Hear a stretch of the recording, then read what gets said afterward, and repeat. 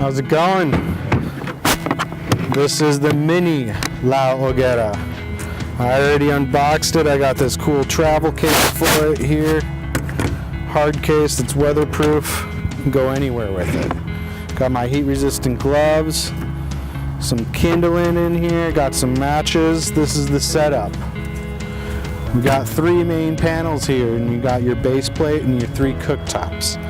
Short tabs on one side, longer tabs on the other.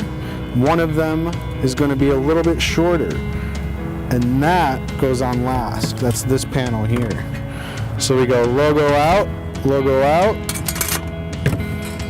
throw your base plate in there after these first 2 panels are on. Just like that.